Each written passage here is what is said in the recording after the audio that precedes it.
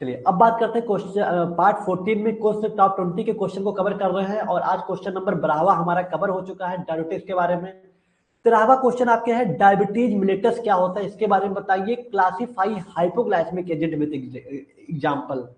Diabetes mellitus sugar जो diabetes के patient होते हैं डायबिटीज मिलेटस क्या होता है, हाइपोग्लाइसेमिक एजेंट क्या होता है, इसका क्लासिफिकेशन पूछ रहा है। देखिए यहाँ क्लासिफाई लिखा है, ठीक, classify hypoglycaemic agent with example.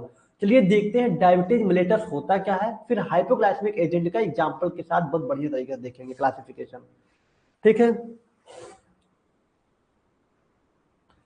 चलिए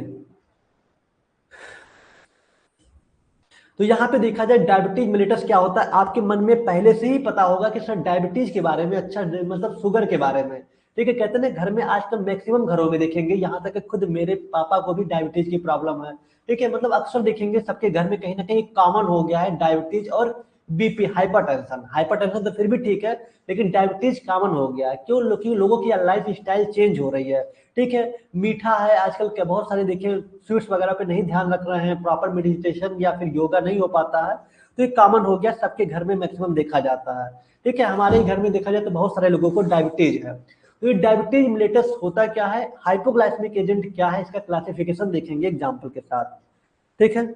चलिए कोशिश तो यही रहता है वर्जिन जी की अब जिम्मेदारी के साथ जो रिस्पॉन्सिबिलिटी मिला है उसको निभाया जाए और अच्छे तरीके से आप अपने एग्जाम में अच्छा नंबर ला सकें, यही मेरा प्रयास रहता है और यही बाकी टीचरों का भी प्रयास होता है, लेकिन थोड़ा सा सर बिजी हैं, वो भी जल्दी आ जाएंगे। चलिए तो डायबिटीज मेलिटस को एक्सप्लेन करते हैं। देखिए हाइपोग्लाइसेमिक एजेंट, ठीक है, हाइपोग्लाइसेमिक एजेंट को पहले समझिए क्या होता है। हाइपोग्लाइसेमिक एजेंट आपसे पूछा जा रहा है कि डायबिटीज मिलेटस को एक्सप्लेन करिए और हाइपोग्लाइसेमिक एजेंट के बारे में बताइए, तो आप यहाँ पे हाइपोग्लाइसेमिक एजेंट में ही डायबिटीज मिलेटस को बताएंगे। कैसे? हाइपोग्लाइसेमिक एजेंट ऐसे मेडिसिन होते हैं use to lower blood sugar glucose level in people with diabetes mellitus, ठीक है। तो आप ये बता रहे हैं कि हाइपोग्लाइसेमिक एजेंट ऐसे मेडिसिन होते हैं जो use to lower blood sugar level, जो हमारे ब्लड में शुगर लेवल को क्या करता है, कम करता है। हमारे ब्लड में जो शुगर लेवल, ग्लूकोज लेवल को कम करता है विथ डायबिटीज मिलेटस, मतलब जो लोग डायबिटीज मिलेटस के शिकार हैं, डायबिटीज मिलेटस का मतलब होता है शुगर, डायबिटीज। मेडिकल टर्म में इसे हम डायबिटीज मिलेटस कहते हैं, नॉर्मल भाषा में इसे डायबिटीज कहते हैं। क्लियर? वही बात लिखा हुआ है कि हाइपोग्लाइसेमिक एजेंट ऐसे मेडिसिन होते हैं जिनका प्रयोग किया जाता है हमारे ब्लड में ग्लूकोज लेवल या शुगर लेवल को कम करने के लिए, ठीक है। चलिए these drug help control blood sugar, ये जो दवाई होती है ये हमारे ब्लड में शुगर लेवल को नियंत्रित करती हैं and prevent complication caused by high glucose level, ठीक है। और जो हाई ग्लूकोज का लेवल बढ़ जाता है उनके कारण जो कठिनाइयां आती हैं, जो कॉम्प्लिकेशंस आते हैं, उनको रोकने का काम करता है हाइपोग्लाइसेमिक एजेंट। सादिया खानम जी कह रहे सर पीडीएफ का स्क्रीनशॉट नहीं आ रहा है, ना ही पीडीएफ काफी हो रहा है। सादिया खानम जी अगर पीडीएफ का स्क्रीनशॉट होने लगे ना, पिछली बार ऐसे हुआ था 1-2 साल बाद, तो बच्चे क्या किए थे ना, पीडीएफ का स्क्रीनशॉट करके इसको पीडीएफ बना करके टेलीग्राम पे 20-20 रुपए का बेच रहे थे कि हमारे पास उदित फार्मेसी का 20 रुपए में पूरा नोट्स ले जाओ केमिस्ट्री का। इसीलिए ये चीजें किया गया है कि आप मतलब जो बाकी लोग हैं इस तरह की हरकतें ना कर पाए कि मतलब 20-20 रुपए का, 10-10 रुपए का मतलब पूरा पीडीएफ बना करके उसको बेच रहे थे। इसीलिए क्या हुआ कि प्रॉपर तरीके से इंस्ट्रक्शंस हैं, ओके। चलिए तो हाइपोग्लाइसेमिक एजेंट क्या होता है, हाइपोग्लाइसेमिक एजेंट ऐसे मेडिसिन होते हैं जो ब्लड में शुगर लेवल को कंट्रोल करने के लिए यूज किए जाते हैं, okay. The drug help control blood sugar and prevent complication caused by high glucose level, high glucose level के कारण जो कठिनाइयां आती हैं उनको रोकने के लिए हम हाइपोग्लाइसेमिक एजेंट देते हैं। यहां तक का क्लियर हो गया? चलिए यहां तक का थोड़ा सा हिंदी में भी समझ लेते हैं। हाइपोग्लाइसेमिक एजेंट ऐसी दवाई है जिनका उपयोग मधुमेह, मधुमेह का मतलब डायबिटीज, डायबिटीज मिलेटस, मधुमेह मिलेटस का मतलब वही डायबिटीज है, वाले रोगों में रक्त शर्करा ग्लूकोज के स्तर को कम करने के लिए किया जाता है, ठीक है। ये दवाएं रक्त शर्करा को नियंत्रित करने और उच्च ग्लूकोज स्तरों को कारण होने वाली जटिलताओं को रोकने में मदद करती हैं, ठीक है। अब ये पॉइंट का ध्यान दीजिएगा जो नेक्स्ट पॉइंट लिखा है, the normal blood glucose level, range बता दीजिएगा कि देखा जाए कि हमारे बॉडी में जो ब्लड का ग्लूकोज लेवल होना चाहिए, ठीक है, टेस्टेड वाइल फास्टिंग, जब आप टेस्ट कराते हैं खाली पेट, टेस्टेड वाइल फास्टिंग, फास्टिंग का मतलब जब आप सुबह इसको इसको दो तरीके से चेक कराया जाता है, या तो खाली पेट या तो खाली कुछ खाने के बाद। तो अगर खाली पेट चेक करवाते हैं तो अगर आपको डायबिटीज नहीं है तो आपका रेंज 70 से 100 mg पर डेसीलीटर आना चाहिए, कितना 70 से 100 mg पर डेसीलीटर आना चाहिए अगर आप खाली पेट चेक करवा रहे हैं तो। ठीक है, इससे ज्यादा आएगा तो इसका मतलब कि आपको डायबिटीज की प्रॉब्लम है। ठीक है, अगर आप खाली पेट चेक करवा रहे हैं तो नॉर्मल जो ब्लड ग्लूकोज लेवल होना चाहिए वो 70 से 100 70 से 100 mg पर डेसीलीटर होना चाहिए। ठीक है, blood sugar level for those non diabetic and who are not fasting, जो मतलब कुछ खा के चेक कराते हैं, मान लीजिए कि अभी आपको दोपहर में या फिर शाम को मन किया चेक कराने का, तो आप जाहिर सी बात है कुछ खाए हुए हैं, लंच किए हुए हैं, तब अगर आप चेक करवाते हैं कुछ खाने के बाद, तब रेंज उसका 125 mg पर डेसीलीटर से कम आना चाहिए। 125 से क्या होना चाहिए, कम आना चाहिए, ध्यान रखिएगा। अगर इससे ज्यादा आया तो डायबिटीज की प्रॉब्लम है। खाली पेट मतलब 70 से 100 के बीच आना चाहिए, और कुछ खा के चेक कराना है तो 125 से कम आना चाहिए। ठीक है, ये नॉर्मल रेंज है डायबिटीज का। ठीक है, ध्यान रखिएगा। ब्लड शुगर जो होता है वो 70 से 70 से 100 mg पर डेसीलीटर, ये नॉर्मल रेंज है अगर आप खाली पेट चेक करवा रहे हैं। ओके, अगर मतलब कह दिया जाए नॉन डायबिटिक जो कि कुछ खा के चेक करा रहे हैं वो 125 mg पर डेसीलीटर होना चाहिए। ओके, चलिए। तो गैर मधुमेह रोगियों के लिए सामान्य रक्त शर्करा का स्तर उपवास के दौरान, मतलब खाली पेट तो 70 से 100 mg पर डेसीलीटर होना चाहिए, और गैर मधुमेह जो उपवास नहीं कर सकते हैं उनके लिए 125 mg पर डेसीलीटर से स्तर कम होना चाहिए। तो ये पॉइंट आपको समझ में आ गया, इतना पॉइंट, तो आगे बढ़ते हैं। ठीक है, चलिए। डीएल का फुल फॉर्म होता है डेसीलीटर, वही तो आपको पता है, एमजी पर डेसीलीटर, एमजी पर डेसीलीटर, एमजी मिलीग्राम पर डेसीलीटर। ठीक है, 70 to 100 mg पर डेसीलीटर होता है। क्लियर, चलिए आगे बढ़ते हैं।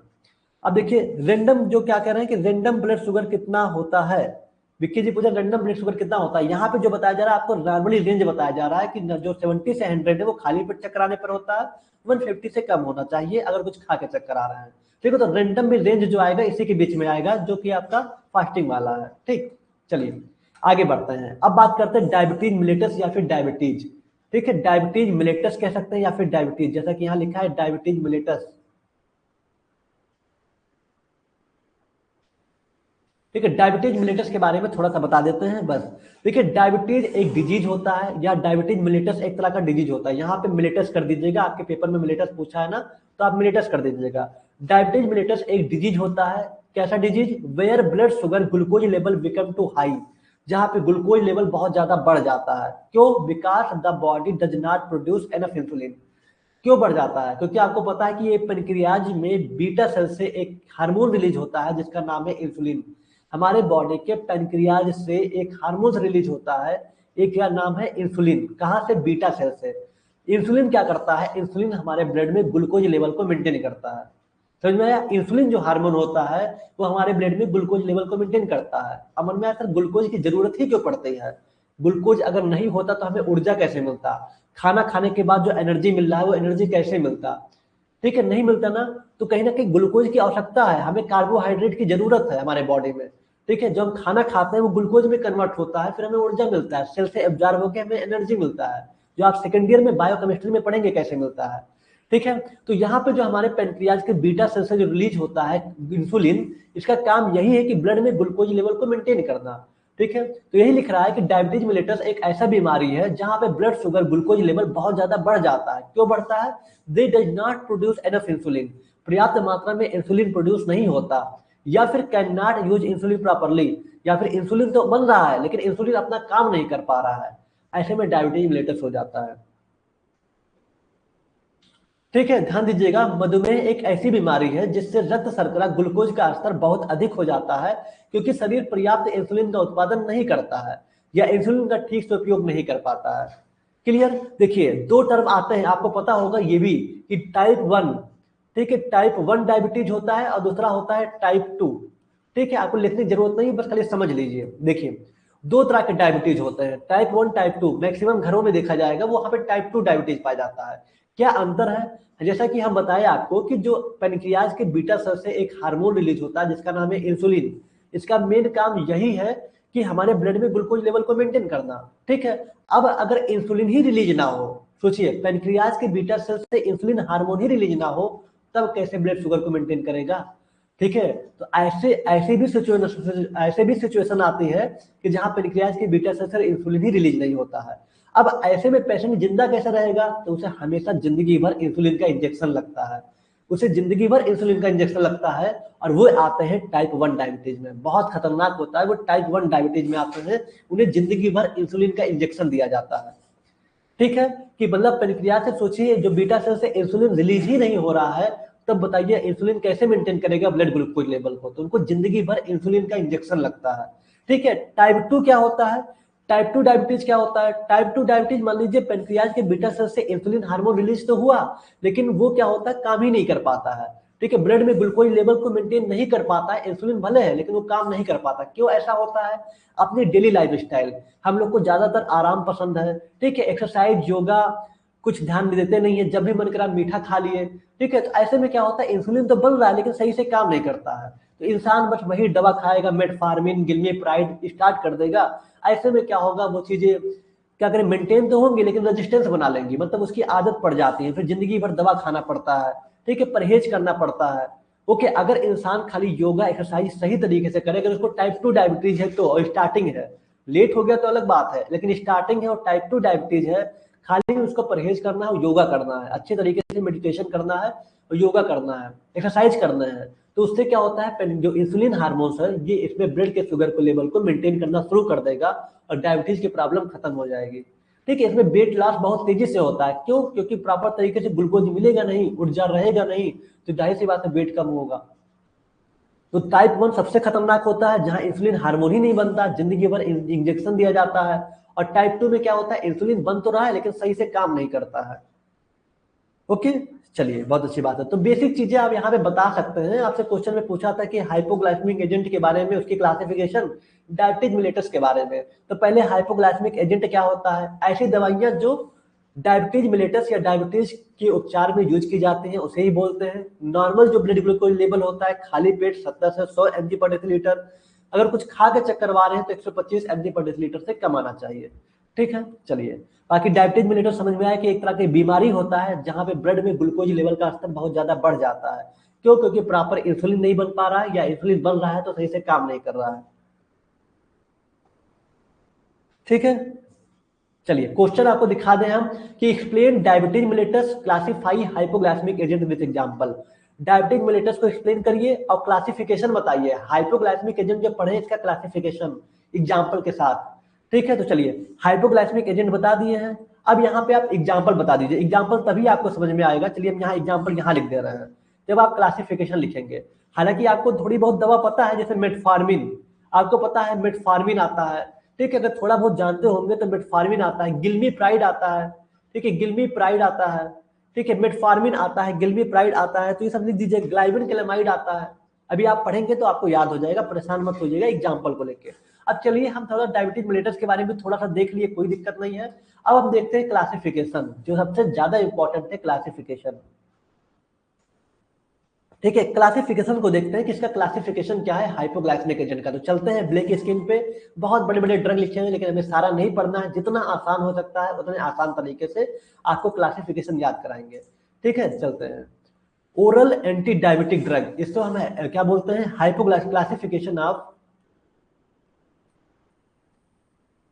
Classification of hypoglycaemic agent. Hypoglycaemic agent, इसी हाइपोग्लाइसेमिक एजेंट को हम क्या बोलते हैं, oral diabetic agent. Oral diabetic, ठीक है, इसे ही हम ओरल डायबिटिक एजेंट भी कहते हैं, ध्यान दीजिएगा। या तो हाइपोग्लाइसेमिक एजेंट कहिए या फिर ओरल डायबिटिक एजेंट कहिए। ठीक है, चलिए अब यहाँ पे देखते हैं क्या क्या आएगा, कौन कौन सी कैटेगरी आएगी, ध्यान से देखिएगा। ओके, सबसे पहली कैटेगरी आपकी क्या होगी, ध्यान से देखिएगा, बहुत इजी तरीके से भी आपको याद हो जाएगा, टफ नहीं है। सबसे पहली कैटेगरी क्या होगी, क्लासिफिकेशन ऑफ, किसकी बात करें, हाइपोग्लाइसेमिक एजेंट के। सबसे पहली कैटेगरी आपकी क्या होगी, बहुत अच्छा, सबसे पहली कैटेगरी क्या होगी, बाईगुआनाइड। क्या होगा, बाईगुआनाइड। देखिए गुआनाइड जो होता है एक तरह का स्ट्रक्चर्स होता है, अब यहाँ पे बाई लगा इसका मतलब दो स्ट्रक्चर्स होगा, पहाड़ जैसा स्ट्रक्चर होता है जिसके हम मॉडिफाई करके नए नए ड्रग का निर्माण करते हैं। बाईगुआनाइड की कैटेगरी में कौन से ड्रग आएंगे उसको लिखना है। तो यहाँ पे जो ड्रग आएगा वो सबसे ज्यादा जो यूज होता है वो है मेटफॉर्मिन। मेटफॉर्मिन, ठीक है, हाइपोग्लाइसेमिक एजेंट या ओरल डायबिटिक एजेंट में जो सबसे पहला ड्रग होगा वो मेटफॉर्मिन, ठीक है, इसको बाइगुआनाइड कैटेगरी में रखा गया है। अब जब मेटफॉर्मिन का स्ट्रक्चर बनाएंगे आप तो देखेंगे बाइगुआनाइड का पहले स्ट्रक्चर बनाएंगे, उसी को मॉडिफाई करके मेटफॉर्मिन का बनाया जाएगा, ठीक है। तो अगर हमें मेटफॉर्मिन में कुछ और चेंजेस करना है, उसकी स्टेबिलिटी में कुछ और टेस्टिंग करना है, तो इसीलिए हम इस कैटेगरी में जानना बहुत जरूरी होता है किस कैटेगरी में पाया जाता है। और जब इसका स्ट्रक्चर बनाएंगे ना तो इसी को मॉडिफाई करके रिसर्च करके कुछ नया लेके आएंगे मेटफॉर्मिन का, जो कुछ और असर करेगा, जिसपे टेस्टिंग चल भी रहा है, ठीक है। तो सबसे पहला हो गया मेटफॉर्मिन, ठीक है। तो पहला आप देख लीजिए बाइगुआनाइड में मेटफॉर्मिन, ठीक है। सेकंड आप जो बताएंगे, सेकंड जो कैटेगरी आपका होगा, पहला बाइगुआनाइड जिसमें मेटफॉर्मिन, ठीक है। दूसरा जो कैटेगरी होगा वो होगा सल्फोनिल यूरिएज। क्या होगा? सल्फोनिल यूरिएज, ठीक है, सल्फोनिल यूरिएज। सेकंड जो कैटेगरी होगा वो होगा सल्फोनिल यूरिएज। अब सल्फोनिल यूरिएज में कौन से ड्रग आएंगे, कोई बताएगा? सल्फोनिल यूरिएज में कौन से ड्रग आएंगे? सल्फोनिल यूरिएज में कौन से ड्रग आएंगे, आइए देखते हैं। गिल्मीप्राइड, ग्लाइबेनक्लामाइड, गिल्मीप्राइड, गिल्मीप्राइड, ठीक है, ग्लाइबेनक्लामाइड, ग्लाइबेनक्लामाइड, ठीक है, ध्यान दीजिएगा, गिल्मीप्राइड और ग्लाइबेनक्लामाइड आएंगे, किसमें आएंगे? सल्फोनिल यूरिएज क्लास में। क्लियर? एकदम याद करते चलिए, बहुत जरूरी है, बहुत इंपॉर्टेंट है, पूछा जाता है। बाइगुआनाइड में आएंगे हाइपोग्लाइसेमिक एजेंट, हम पढ़ रहे हैं हाइपोग्लाइसेमिक एजेंट का क्लासिफिकेशन देख रहे हैं, ओरल डायबिटिक ड्रग भी कहते हैं, ठीक है। हाइपोग्लाइसेमिक एजेंट ऐसे ड्रग होते हैं जो हमारे ब्लड में ग्लूकोज लेवल को मेंटेन करते हैं, उनको नियंत्रित करते हैं, ठीक है। डायबिटीज के जो पेशेंट होते हैं, डायबिटीज मिलेटस के जो पेशेंट होते हैं, उनके उपचार में दिया जाता है हाइपोग्लाइसेमिक एजेंट, ठीक है। डायबिटीज मिलेटस और डायबिटीज दोनों लगभग एक चीज है। डायबिटीज मिलेटस को एक मेडिकल टर्म के लिए हॉस्पिटल में यूज करते हैं, हम लोग आम भाषा में उसे डायबिटीज कहते हैं। क्लासिफिकेशन की बात करें, बाइगुआनाइड जिसका एक ड्रग है मेटफॉर्मिन, दूसरा सल्फोनिल यूरिएज जिसमें आप गिल्मीप्राइड और ग्लाइबेनक्लामाइड दोनों आते हैं, ठीक है। अब तीसरी की बात करें, थर्ड, तीसरा जो बात करें, जो कि हम यहां कर दे रहे हैं, तीसरा वाला, तीसरा जो होगा वो क्या होगा, कोई बताएगा? तीसरा जो होगा थायाजोलिडीन डाइओन, बिल्कुल सही, थायाजोलिडीन डाइओन, ठीक है। थाया हो गया, जोलिडीन हो गया, डाइओन हो गया, थायाजोलिडीन डाइओन। क्या करें? थायाजोलिडीन डाइओन। तीसरा कैटेगरी को तोड़ के पढ़िएगा तभी समझ में आएगा।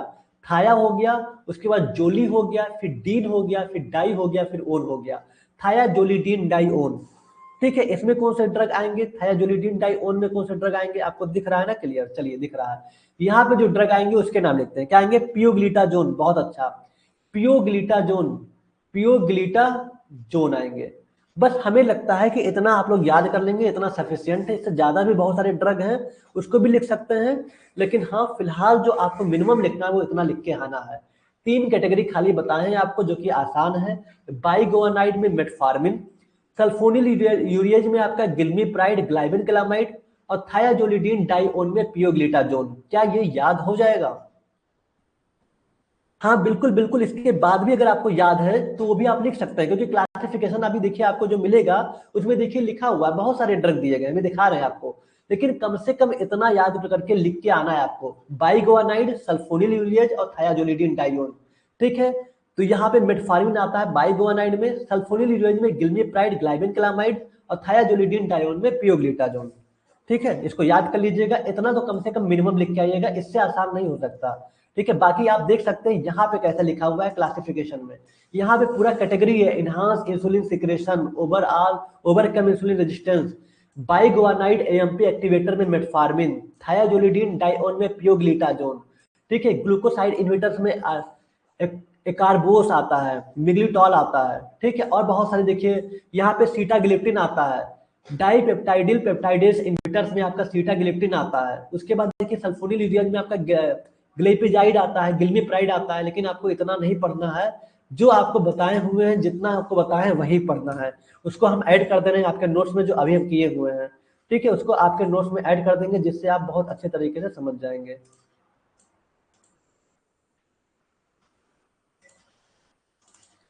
चलिए बहुत अच्छा, इसको हम आपके नोट्स में ऐड कर देंगे, जिससे आप बहुत अच्छे तरीके से क्या करेंगे, चीजों को समझ जाएंगे।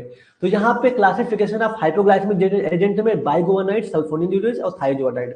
अब देखिए, आप जब दवा को पढ़ ही लिए हैं तो यहाँ पे जो मेटफॉर्मिन है, गिल्मीप्राइड है, जो भी दवा के नाम आए उसको लिख दीजिएगा, लास्ट में ईटीसी लिख दीजिएगा, ठीक है, तो आप फिर से क्वेश्चन को देखिए क्या है। क्वेश्चन आपसे पूछ रहा था कि explain diabetic mellitus and classify hypoglycaemic agent with example. तो सबसे पहले आप हाइपोग्लाइसेमिक एजेंट को बता दीजिए, फिर डायबिटिक मिलेटस को बताइएगा। ठीक है, हाइपोग्लाइसेमिक एजेंट को बताइए, एग्जांपल को बताइए, फिर डायबिटिक मिलेटस को बताइए, फिर आप उसके क्लासिफिकेशन को बताइए। ओके, तो चलिए, हाइपोग्लाइसेमिक एजेंट क्या होता है आपको पता चल गया कि जो डायबिटीज के पेशेंट है उसके उपचार में दिया जाता है। ठीक है, नॉर्मल रेंज कितना होता है खाली पेट चेक करवाने पर वो भी बता दिए, कुछ खा के चेक करवाते हैं तब नॉर्मल रेंज कितना होना चाहिए वो बता दिए। ठीक है, एग्जाम्पल लिख दीजिएगा यहाँ पे जो दवा के नाम है। उसके बाद डायबिटिक मिलेटस बता दीजिएगा कि ये एक ऐसी बीमारी होती है कि हमारे ब्लड में ग्लूकोज लेवल बहुत ज्यादा बढ़ जाता है। क्यों बढ़ता है? क्योंकि इंसुलिन जो हार्मोन है ये प्रोड्यूस नहीं होता, अगर होता है तो सही से काम नहीं कर पाता, इसलिए। ठीक है, इतना काफी है। उसके बाद क्लासिफिकेशन में जो बताएं वो बता दीजिएगा। ठीक है, चलिए सर, अगर पूरे लाइफ में हम लोगों को डायबिटीज ना हो तो क्या करना होगा? अभी से सतर्क रहें। ठीक है, अगर आप 30 साल के ऊपर हो चुके हैं तो आपको मीठा एकदम नहीं खाना चाहिए। ठीक है, जो चीनी मार्केट से आता है वो नहीं खाना चाहिए। हाँ, गुड़ वगैरह का, जैगरी वगैरह का यूज कर सकते हैं। मीठा अवॉइड करिए। प्रॉपर तरीके से एक्सरसाइज जरूर करिए, दिन में चाहे 15 मिनट ही करिए, लेकिन एक्सरसाइज जरूर करिए, डायबिटीज नहीं होगा। ठीक, चलिए क्वेश्चन नंबर 15, बस उतना ही काफी जितना बताएं आपको। हाइपोग्लाइसेमिक एजेंट, उसका रेंज, एग्जांपल, डायबिटिक मिलेटस थोड़ा सा और उसके क्लासिफिकेशन, वो सफिशियंट है उस क्वेश्चन के लिए। अब आते हैं क्वेश्चन नंबर 15। ये कौन सा क्वेश्चन था? तो क्वेश्चन नंबर आपका था 13, सॉरी क्वेश्चन नंबर 14 होगा ये। ठीक है, क्वेश्चन नंबर 14। अब आते हैं क्वेश्चन नंबर 14 पे। आपके बुक में 15 लिखा होगा, लेकिन आपको कल बताए थे कि ये 14 होगा। ठीक है, यहाँ पे 14 होगा, यहाँ पे क्या होगा? 14। अब क्वेश्चन नंबर 14 क्या कह रहा है, आइए चलिए जल्दी से देखते हैं। ठीक है, क्वेश्चन नंबर 14 क्या होगा? सर टाइप 1 टाइप 2 बता दो प्लीज दोबारा क्या होता है। चलिए मुबीन जी एक बार जल्दी से सरसरी निगाह से बता देते हैं क्या होता है। लिखना चाहे तो आप लिख दीजिएगा, नहीं लिखने का मन करेगा तो कोई बात नहीं। देखिए, टाइप 1 डायबिटीज क्या होता है कि हमें पता है कि पेनक्रियाज के बीटा सेल से इंसुलिन हार्मोन रिलीज होता है। ठीक है, जो हमारे ब्लड में ग्लूकोज लेवल को मेंटेन करता है। ठीक है, अगर मान लीजिए कि पेनक्रियाज के बीटा सेल से इंसुलिन हार्मोन रिलीज ही ना हो, ठीक है, रिलीज नहीं होगा, ठीक है, तब जो पेशेंट, ऐसे पेशेंट होंगे उनको टाइप 1 डायबिटीज कहा जाता है। ठीक है, क्यों? क्योंकि जब इंसुलिन हार्मोन रिलीज नहीं होगा तो उनको जिंदगी भर खाली इंजेक्शन लगेगा। ठीक है, उनको इंजेक्शन लगता है जिससे उनके बॉडी में एक इंसुलिन मेंटेन किया जाए। ठीक है, जिससे ग्लूकोज का लेवल मेंटेन हो सके। ठीक है, तो बिना इंजेक्शन के वो जीवित नहीं रह पाएंगे, उन्हें जिंदगी भर इंजेक्शन लगता है। और टाइप 2 क्या होता है कि पेनक्रियाज के बीटा सेल से इंसुलिन हार्मोन रिलीज हो रहा है लेकिन काम नहीं कर पा रहा है, ब्लड ग्लूकोज लेवल को मेंटेन नहीं कर पा रहा। क्यों? क्योंकि डेली लाइफ स्टाइल हम लोग की बहुत खराब हो चुकी है, मीठा पे मीठा खा रहे हैं, कुछ भी खा रहे हैं। ऐसे में क्या होता है, इंसुलिन बन तो रहा है लेकिन सही से काम नहीं कर पाता। इसका इलाज तो लगभग लगभग हर घर में होता है, मतलब कि देखा जाए लोग दवा खाते हैं, ठीक हो जाता है, एक्सरसाइज करते हैं, परहेज करते हैं। लेकिन टाइप 1 में परहेज वगैरह छोड़िए, यहाँ जिंदगी भर इंजेक्शन लगता है, क्योंकि यहाँ इंसुलिन बन ही नहीं रहा है, यहाँ बन रहा है तो काम नहीं कर रहा है टाइप 2 में। ठीक है, चलिए अब यहां बात करते हैं जल्दी से हम क्वेश्चन नंबर 14, इसको भी जल्दी से कवर करते हैं। ठीक है, जनरल एनेस्थीसिया क्या होता है? एजेंट, जनरल एनेस्थेटिक एजेंट क्या होता है? Explain different stage of general anaesthesia. अब जनरल एनेस्थीसिया के डिफरेंट स्टेज के बारे में पूछ रहा है। ठीक है, classify general anaesthesia with example, दोनों में से कोई एक पूछा जाएगा आपके एग्जाम में। जनरल एनेस्थेटिक्स क्या होता है, जिसको हम एनेस्थीसिया कह रहे हैं, जनरल एनेस्थेटिक एजेंट क्या होता है, इसके 4 स्टेज को बताइए।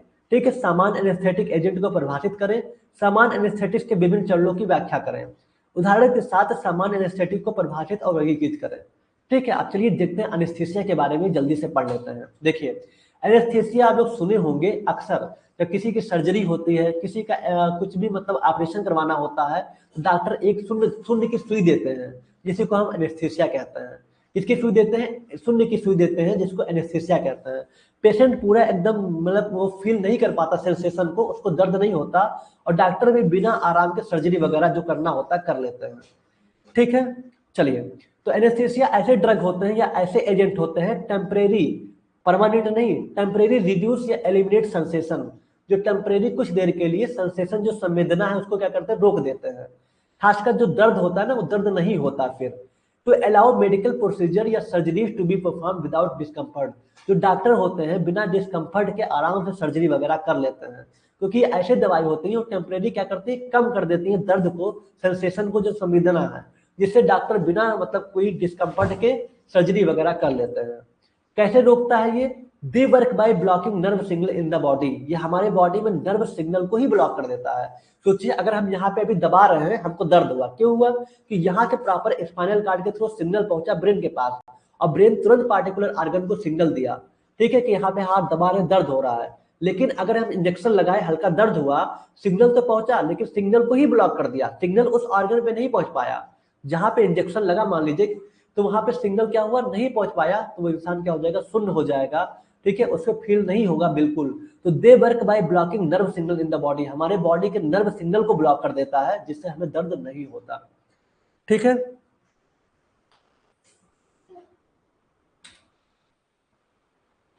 चलिए आगे बढ़ते हैं। तो एनेस्थेटिक्स ऐसी दवाई या एजेंट हैं जो अस्थायी रूप से संवेदना, विशेष रूप से दर्द को कम या खत्म कर देते हैं, ठीक है, ताकि चिकित्सा प्रक्रियाओं या सर्जरी को बिना किसी परेशानी के किया जा सके। वे शरीर के तंत्रिका संकेतों को अवरुद्ध करके काम करते हैं, मतलब उनको ब्लॉक कर देते हैं। ओके, चलिए ओके आगे बढ़ते हैं। इनको किसमें यूज किया जाता है, ऑपरेशन के दौरान, सर्जरी के दौरान। आगे बढ़ते हैं। अब देखिए टाइप्स ऑफ एनेस्थीसिया, एनेस्थीसिया के प्रकार की बात करते हैं, ठीक है।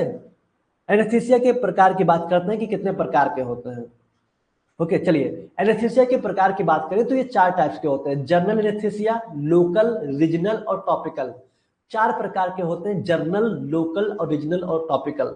एनेस्थीसिया समझ में आ गया। एनेस्थीसिया ऐसे मेडिसिन या दवाई होती है जो क्या करते हैं, हमारी संवेदना को, खासकर दर्द को कम करने के लिए यूज की जाती है, टेम्परेरी रिड्यूस करती है, टेम्परेरी कम करने के लिए यूज की जाती है, जिससे डॉक्टर सर्जरी, ऑपरेशन वगैरह आसानी से कर सके, ठीक है।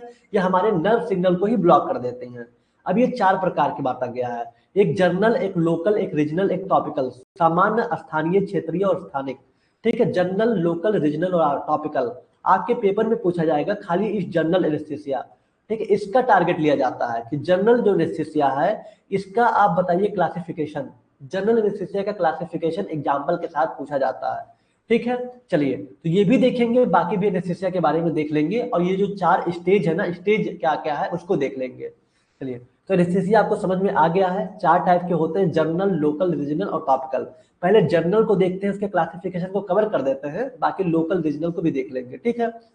चलिए, तो सबसे पहले बात करते हैं जनरल एनेस्थीसिया। जनरल का मतलब वही आपका सामान्य जो यूज होता है, ठीक है। सेम वही चीज लिखना है कि जनरल एनेस्थीसिया आर ड्रग ऐसे ड्रग होते हैं दैट इंड्यूस या reversible loss of consciousness and sensation making the patient unaware of pain, या फिर सर्जिकल प्रोसीजर। वही बात लिखा हुआ जो आप एनेस्थीसिया में लिखे थे, वही बात लिखेंगे कि सामान्य एनेस्थेटिक ऐसी दवाएं हैं जो चेतना और संवेदना के प्रतिवर्ती नुकसान को प्रेरित करती हैं, जिससे रोगी को दर्द या शल्य चिकित्सा प्रक्रिया के बारे में पता नहीं चलता, ठीक है। सिंपल बात है। The drug act on central nervous system, या हमारे सेंट्रल नर्वस सिस्टम पे काम करती हैं to produce unconsciousness and muscle relaxation, जिससे हमें फील बिल्कुल नहीं होता, हमारे मसल्स, मांसपेशियों को आराम मिल जाता है, ठीक है। समझ में आया। चलिए, एग्जाम्पल यहाँ पे गलत लिखा हुआ है, एग्जाम्पल ये नहीं होगा, एग्जाम्पल इसका होता है थायोपेंटाल सोडियम। थायोपेंटाल थायोपेंटाल सोडियम होता है, और दूसरा प्रोपोफॉल होता है, प्रोपोफॉल होता है। ये होता है एग्जाम्पल किसका, एनेस्थीसिया का। अगर आपके बुक में गलत लिखा है, बुक में मतलब मिसप्रिंट हो गया है, लीडोकेन लिखा हुआ, तो उसको सही कर लीजिएगा। थायोपेंटाल सोडियम और प्रोपोफॉल इसके एग्जाम्पल है, क्लियर। सर क्लासिफिकेशन भूल जाते हैं, इतने सारे ड्रग हैं। देखिए क्लासिफिकेशन थोड़ा सा आपको याद करना पड़ेगा, बहुत ज्यादा भी अगर आपको लग रहा ज्यादा तो उसमें और भी कम कर सकते हैं, लेकिन लिखना तो जरूर पड़ेगा। एकदम छोड़ के आने से अच्छा कि कुछ लिख के आइए, नंबर उसमें मिल जाएंगे, ठीक है। चलिए आगे बढ़ते हैं। तो आप बहुत अच्छे तरीके से समझ पाए, लीडोकेन विपुआकेन नहीं होता है, ध्यान दीजिएगा। यहाँ पे थायोपेंटाल सोडियम और प्रोपोफॉल होता है, या फिर कीटामाइन हाइड्रोक्लोराइड, ठीक है, ध्यान रखिएगा। कीटामाइन हाइड्रोक्लोराइड भी होता है। तो एक बार फिर से सतरी निगाह से देखते हैं, अभी कितना बाकी है। चलिए कोई बात नहीं। देखिए अभी हम बात कर रहे हैं एनेस्थीसिया की, तो आपको समझ में आ गया कि एनेस्थीसिया ऐसी दवाई होती है जो क्या करती हैं, हमारे जो सेंसेशन होता है टेम्परेरी, ये कम कर देती है हमारी संवेदना को, हमारी दर्द को, जिससे डॉक्टर आसानी से सर्जरी कर सकते हैं। ये हमारे नर्व सिग्नल को ब्लॉक कर देती है बॉडी में, ठीक है। 4 प्रकार की होती है, जर्नल, लोकल, रीजनल और टॉपिकल। जनरल की बात करें तो जनरल एनेस्थीसिया भी सेम वैसे ही होता है। ये भी क्या करता है कि हमारी जो कॉन्शियसनेस होती है, जो हमें संवेदना, जो हमें फील होता है, उसको कम कर देती है। ये नर्वस सिस्टम पे काम करती हैं, जिससे प्रॉपर तरीके से हमें सुन्न हो जाता है बॉडी, क्योंकि नर्वस सिस्टम में ब्रेन और स्पाइनल कार्ड आता है। ठीक है, अब इसी सिग्नल को ब्लॉक कर देगा तो प्रॉपर तरीके से हमें कुछ भी नहीं फील होगा। एग्जाम्पल में थायोपेंटाल सोडियम और प्रोपोफाल। ओके, आगे बढ़ते हैं। सर कौन से चैप्टर में है? चैप्टर नंबर 5, चैप्टर नंबर 5वें में है। ठीक है, आगे बढ़ते हैं। अब देखिए क्लासिफिकेशन की बात करते हैं, जनरल एनेस्थीसिया के क्लासिफिकेशन। अब जनरल एनेस्थीसिया की क्लासिफिकेशन की बात करें तो इनको 3 क्लास में बांटा गया है। ठीक है, 3 क्लास में बांटा गया है। पहला इनहेलेशन एनेस्थीसिया, दूसरा आपका इंट्रावेनस और तीसरा बैलेंस। ध्यान दीजिएगा, यही क्लासिफिकेशन में लिखना है। जनरल एनेस्थीसिया के क्लासिफिकेशन की बात करें तो इनको 3 क्लास में बांटा गया है, एक इनहेलेशन एनेस्थीसिया, दूसरा आपका इंट्रावेनस और तीसरा बैलेंस। ध्यान दीजिएगा, इनहेलेशन और दूसरा अंतःशिरा लिखा हुआ है जिसको हम बोलते हैं इंट्रावेनस, जिसको आईवी बोलते हैं, इंजेक्शन जो आते हैं, और तीसरा है बैलेंस एनेस्थीसिया। चलिए तीनों के बारे में देख लेते हैं। इनहेलेशन एनेस्थीसिया क्या होता है? Administered by inhalation and absorb through the lungs. ठीक है, नाम है इनहेल करना। इनहेल करने का मतलब क्या हो रहा है कि आप लंग्स के थ्रू आप क्या कर रहे हैं, उसको एब्जॉर्ब कर रहे हैं। ठीक है, एक आपको गैस दे दिया जाएगा, जैसे आप देखिए जो अस्थमा के पेशेंट होते हैं उस तरह से वो इनहेल करते हैं। तो ये एडमिनिस्ट्रेट मतलब लिया जाता है, बाया इनहेल का मतलब लेना। ठीक है, and absorb through the lungs के थ्रू एब्जॉर्ब करते हैं। एग्जाम्पल होता है हेलोथेन, आइसोफ्लोरिन। अब आप पढ़े थे टॉपिकल एजेंट में या फिर मेडिसिनल गैसेस में नाइट्रस ऑक्साइड जो N2O होता है, ये भी आपका एनेस्थीसिया में यूज होता है। ठीक है, ये तो गैस होता है नाइट्रस ऑक्साइड, नाइट्रस ऑक्साइड का भी यूज किया जाता है।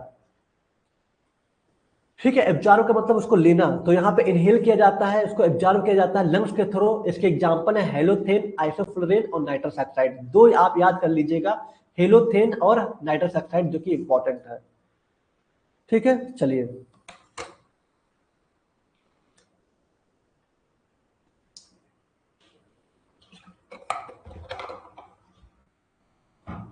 आगे बढ़ते हैं। तो इनहेलेशन एनेस्थीसिया में आप बहुत अच्छे तरीके से देखिए कि ऐसे एनेस्थीसिया जिसको एडमिनिस्ट्रेट किया जाता है या एब्जॉर्ब किया जाता है लंग्स के थ्रू, हेलोथेन, आइसोफ्लोरिन, नाइट्रस ऑक्साइड, पहला क्लियर हो गया। अब दूसरा देखते हैं इंट्रावेनस, मतलब आईवी। आईवी मतलब जिसको ब्लड स्ट्रीम में दिया जाता है, इंजेक्शन।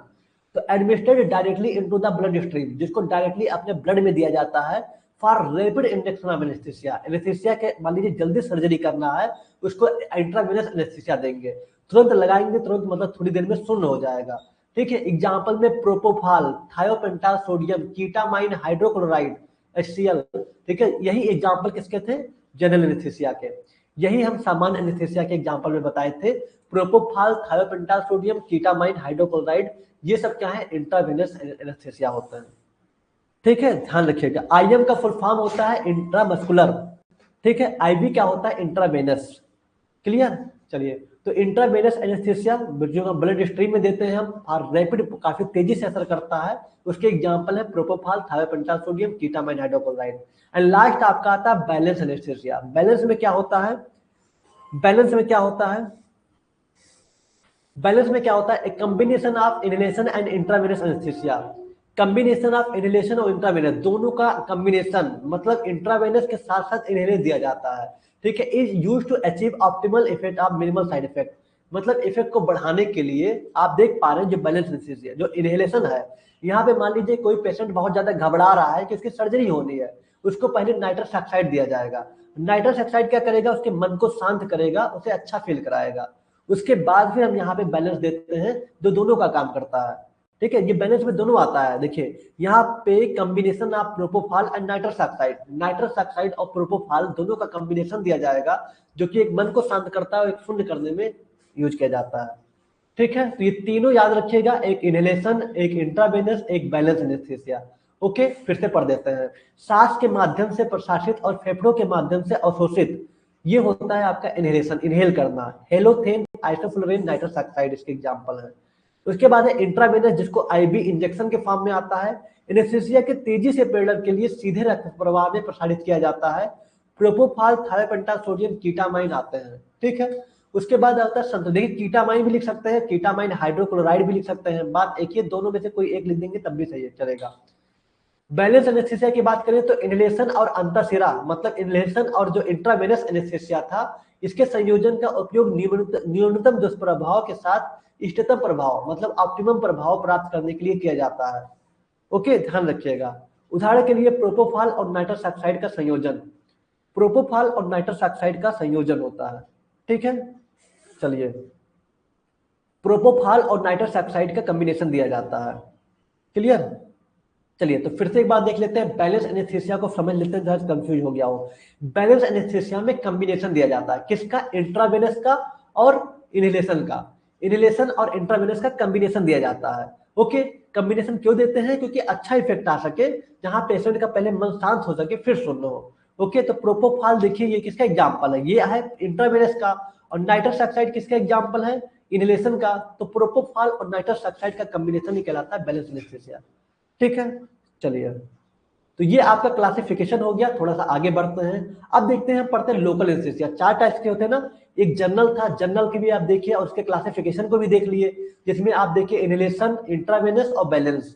अब लोकल की बात करें, लोकल पार्टिकुलर किसी एक जगह पे, मान लीजिए इनको यहाँ पे सर्जरी करना है, तो इसको बोलते हैं लोकल एनेस्थीसिया। ठीक है, ध्यान दीजिएगा। Block sensation in specific area of the body while the person remain. एक मिनट, एक कॉल आ रहा है। हेलो हेलो, क्या हुआ?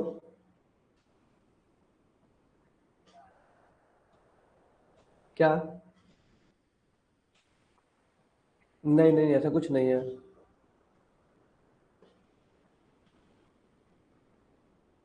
मैं आपसे क्लास ले रहे भी बताते हैं, क्लास ले रहे थे, करते हैं कल अभी।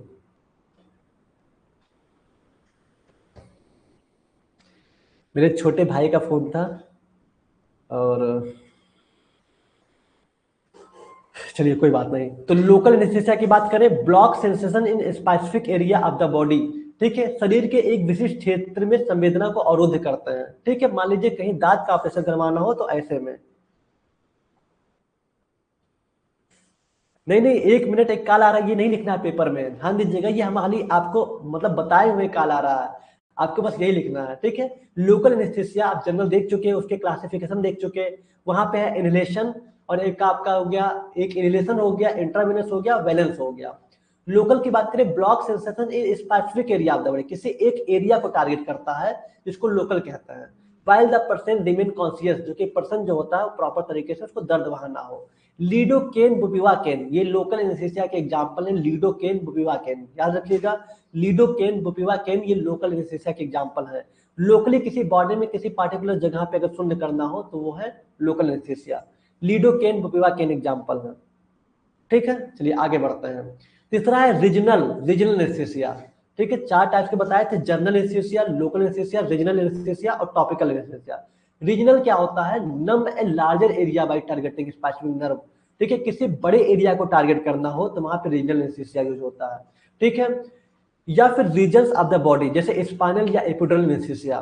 ठीक है, अगर स्पाइनल कार्ड में यूज करना हो, जैसे देखिए स्पाइनल, इसे बड़े एरिया को टारगेट किया जाता है, तो यहाँ पे यूज होता है रीजनल एनेस्थीसिया।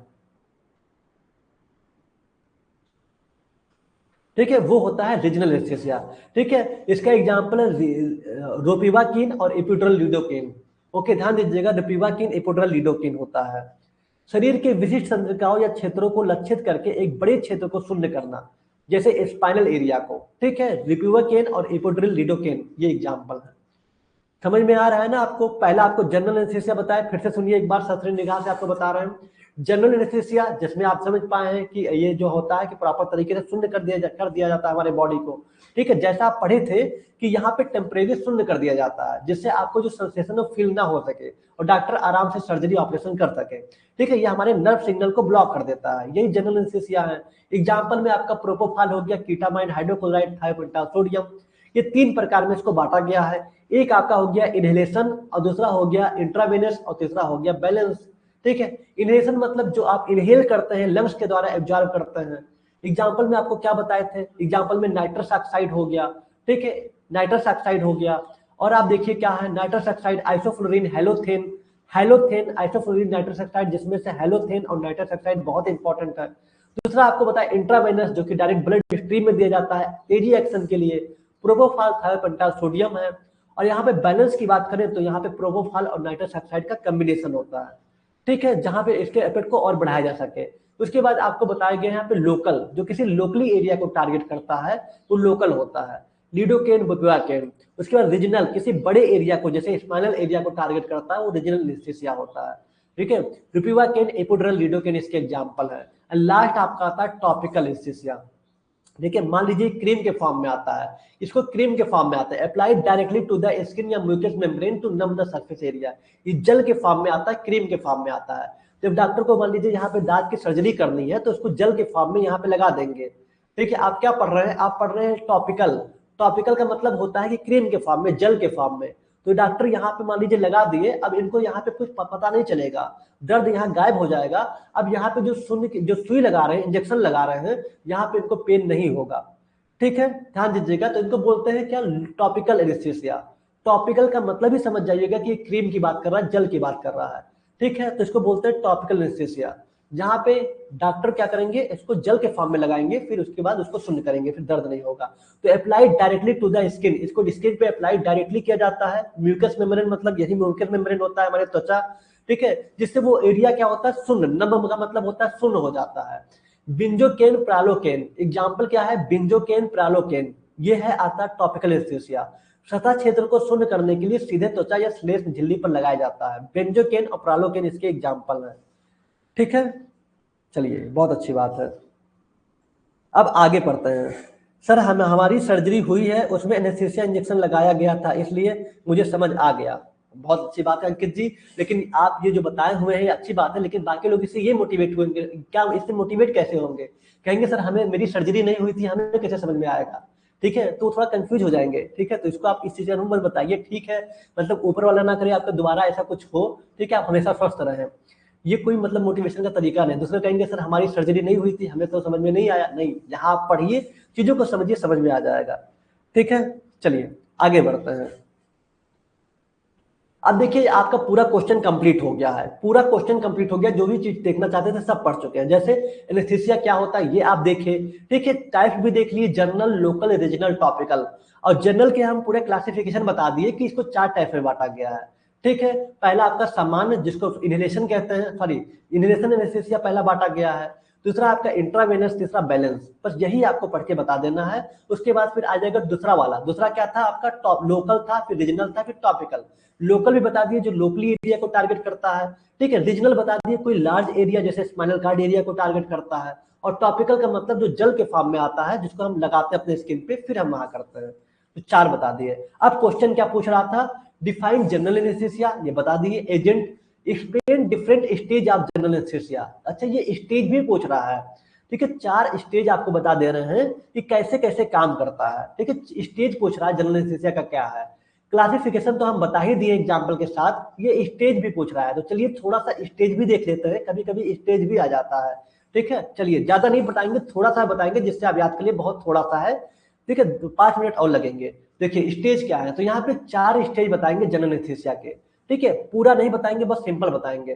पहला स्टेज क्या है, एनाल्जेसिया, ठीक है। पहला स्टेज क्या है, एनाल्जेसिया, पहला स्टेज जो है एनाल्जेसिया, जो दर्द को कम करता है, ठीक है। This is the beginning stage of analgesia, ठीक है, ये सबसे शुरुआती स्टेज होता है एनेस्थीसिया का। द पेशेंट एक्सपीरियंस एनाल्जेसिया, मतलब होता है, एनाल्जेसिया का मतलब क्या, जो दर्द को कम करे। एनाल्जेसिक का मतलब क्या होता है, दर्द कम करना, जो दर्द को कम करे, ठीक है, उसको हम एनाल्जेसिया कहते हैं। तो सबसे पहला स्टेज होता है एनेस्थीसिया का, जनरल एनेस्थीसिया का, क्या होता है, पेशेंट के दर्द को कम करे। एंड इमेंसिया बट रिमेन कॉन्शियस, ठीक है, ध्यान दीजिएगा। यह संज्ञाहरण का प्रारंभिक चरण है। रोगी को एनाल्जेसिया, दर्द, राहत और भूलने की बीमारी का अनुभव होता है, लेकिन वह होश में रहता है, ठीक है। बस आपको इतना ही लिखना है, बाकी चीजों को कट कर देना है, बाकी चीजों को कोई एग्जाम्पल नहीं लिखना है, इतना ही लिखना है जितना आपको बताया है, ठीक है। यही पॉइंट लिखना है खाली, बस बाकी चीजों को कट कर देना है। स्टेज 1 में आपका बताएंगे एनाल्जेसिया, जो दर्द को कम करता है। 4 स्टेज में पहला जनरल एनेस्थीसिया का एनाल्जेसिया होता है, जो कि सबसे शुरुआती स्टेज होता है, जहां पे पेशेंट को दर्द कम होता है, और वो क्या होता है, होश में तो रहता है, लेकिन उसे दर्द कम होता है, ठीक है। उसे बीमारी का अनुभव, मतलब भूलने की बीमारी का अनुभव होता है, और वह होश में रहता है, ठीक है। तो पहला हो गया आपका। चलिए दूसरा देखते हैं। ये सब आपको नहीं लिखना है। सेकंड आपका क्या है, एक्साइटमेंट, जिसको डिलम स्टेज कहता है, एक्साइटमेंट डिलम स्टेज, ठीक है, मतलब उत्तेजना, प्रलाप चरण कहते हैं इसको। तो दूसरा वाला जो स्टेप है वो एक्साइटमेंट है। क्या है, द पेशेंट लॉसेस कॉन्शियसनेस, मतलब अपनी संवेदना को पेशेंट लॉस कर देता है, ठीक है, बट में show involuntary movement and reflex, ठीक है, ध्यान दीजिएगा, अपनी जो कॉन्शियसनेस है उसको लूज कर देता है, लेकिन वो इनवॉलंटरी मूवमेंट मतलब आपका हार्ट बीट बाकी चीजें चलता रहेगा, ठीक है, वो रिलैक्स फील करेगा। ओके, देखिए ध्यान से देखिए यहाँ पे क्या लिखा है, रोगी चेतना खो देता है लेकिन जो अनैच्छिक हरकतें होती हैं, हार्ट हो गया, सांस लेना हो गया, और सजगता दिखा सकता है, ये सारी चीजें चलती रहती हैं, ठीक है, मतलब वो रिफ्लेक्स, जो रिफ्लेक्सेस वगैरह है देखिएगा चीजों को, उसकी जो हार्ट वगैरह वो चलेंगी, और ये अपने कॉन्शियसनेस को भूल जाएंगे, संवेदना उसको एकदम नहीं होगा। तो बस इसी पॉइंट को लिखना है, बाकी चीजों को आपको नहीं लिखना है, ठीक है। यही एक पॉइंट लिख दीजिएगा सेकंड में, पर नाम मत भूलिएगा। पहला आपको बताए हम क्या, एनाल्जेसिया, और दूसरा आपका क्या है, एक्साइटमेंट, ठीक है, दूसरा आपका क्या है, एक्साइटमेंट। समझ में आया? पहले आपको क्या बताया कि पेशेंट के दर्द को कम किया जाएगा, ओके, पेशेंट जिंदा रहेगा, होश में रहेगा।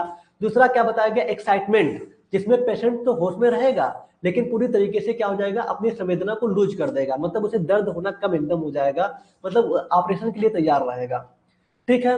चलिए, इन्वेलेंट्री मूवमेंट का मतलब यही होता है कि आपके हार्ट बीट काम करना, जो इंटरनल ऑर्गन्स हैं ये अच्छे से वर्क करना, ये सारे काम करता रहेगा। तीसरा क्या है, ये सब आपको नहीं लिखना है, ध्यान दीजिएगा। तीसरा आपका क्या है, सर्जिकल। अब जब पेशेंट सुन्न हो गया पूरी तरीके से, तो तीसरा स्टेज क्या है, surgical. This is the desired stage of surgery.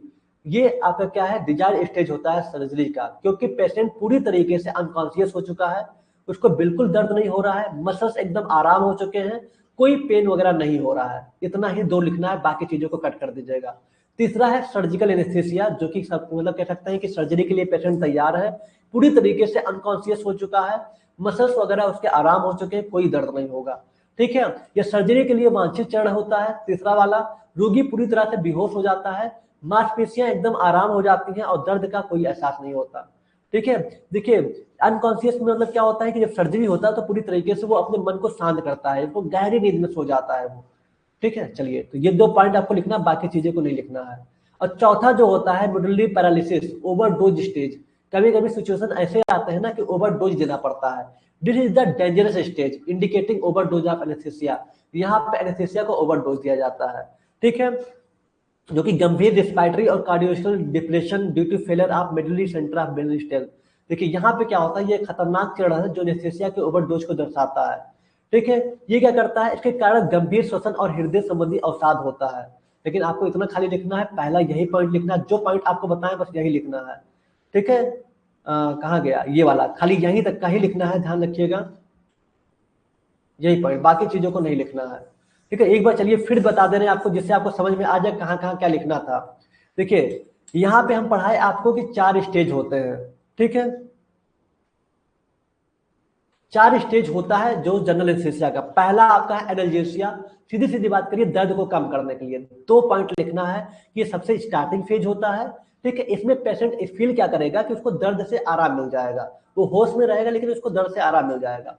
दूसरा जो स्टेज कह रहा है वो एक्साइटमेंट स्टेज है, यहाँ पेशेंट कॉन्शियसनेस धीरे धीरे धीरे धीरे लूज करने लगेगा, मतलब उसे मतलब हल्का हल्का दर्द एकदम फील होना बंद हो जाएगा, ठीक है। लेकिन उसके जो इनवॉल्यूंटरी मूवमेंट है, मतलब वो सांस लेना, हार्ट रेट चलना, ठीक है, मसल्स की एक्टिविटी ये चलता रहेगा, ठीक है, बस उसको दर्द धीरे धीरे कम हो जाएगा, जो संवेदना है वो कम होते चली जाती है, ठीक है। और तीसरा जो होता है ये उत्तेजना, रोगी, सॉरी, तीसरा जो होता है सर्जिकल, जब वो एकदम बड़ा धीरे धीरे सुन्न हो जाता है तो डॉक्टर क्या करते हैं, सर्जरी करते हैं। तो ये मतलब this is desired stage for surgery. तो तीसरा स्टेज होता है ये सर्जरी के लिए कम से कम पर्याप्त होता है, क्योंकि पेशेंट पूरी तरीके से सुन्न हो जाता है, बेहोश हो जाता है, ठीक है, सो जाता है, मसल्स एकदम आराम हो जाते हैं, उसको कोई दर्द नहीं होता। एंड चौथा जो होता है जिसको मेडुलरी पैरालिसिस कहते हैं, ये डेंजरस स्टेज होता है, यहाँ पे इंडिकेट करता है कि आप बहुत ज्यादा डोज में एनेस्थीसिया दे दिए हैं, ओवरडोज स्टेज होता है, ठीक है, जिससे काफी ज्यादा प्रॉब्लम हो सकती है, खासकर जो हमारे हार्ट के लिए और बाकी जो रिस्पायरेटरी फंक्शन है उसके लिए। ये 4 स्टेज को बहुत इजी है, पढ़ लीजिएगा, आपका कंप्लीट हो जाएगा। तो फाइनली यही था आपका पूरी तरीके से आज का क्वेश्चन, जिसको आप अच्छे से समझ लीजिए। आप कैसा भी क्वेश्चन आएगा आप बेफिक्र होकर करिएगा, हो जाएगा, ठीक है। क्वेश्चन आपसे पूछा था कि जनरल एनेस्थीसिया क्या है, 4 इसके स्टेज को बताइए, 4 स्टेज बता दिए, या फिर इसके क्लासिफिकेशन को बता दिए, ठीक है, चलिए तो आप पूरी तरीके से देखिएगा, अच्छे से प्रैक्टिस करिएगा, बहुत इंपॉर्टेंट पॉइंट था और इसको अच्छे से प्रैक्टिस कर लीजिएगा। क्लियर? हाइपोग्लाइसेमिक एजेंट क्या था इसको आप देखिए और उसके बाद फिर आप बहुत अच्छे तरीके से एनेस्थीसिया के बारे में देखें। ओके, तो आज की क्लास में यही इतना, उम्मीद करते हैं अच्छे समझ में आया होगा, अच्छे से प्रैक्टिस करिएगा। सर एनेस्थेटिक्स और एनेस्थीसिया में क्या अंतर है? बात एक ही है बुजुर्ग जी, कोई अंतर नहीं है, चाहे आप उसको एनेस्थीसिया लिखिए चाहे एनेस्थेटिक के लिए, बस मेडिकल टर्म का फर्क है बस। ठीक है, चलिए तो मेहनत करिए, अच्छे तरीके से पढ़ते रहिए, कोई डाउट है तो आदि स्ट्रीट ऑफिशियल बताइएगा। बहुत इंपॉर्टेंट क्वेश्चन था हाइपोग्लाइसेमिक एजेंट और एनेस्थीसिया वाला, दोनों को अच्छे से प्रैक्टिस कर लीजिएगा, अपने लैंग्वेज में थोड़ा बहुत समझने की कोशिश करिएगा क्या कह रहा है। जनरल एनेस्थीसिया के जो 3 आपको क्लासिफाइड किए हुए हैं ना, पहला इनहेलेशन, दूसरा आपको बताएं इंट्रावेनस और तीसरा बैलेंस, तीनों को ध्यान रखिएगा। ठीक है, चलिए।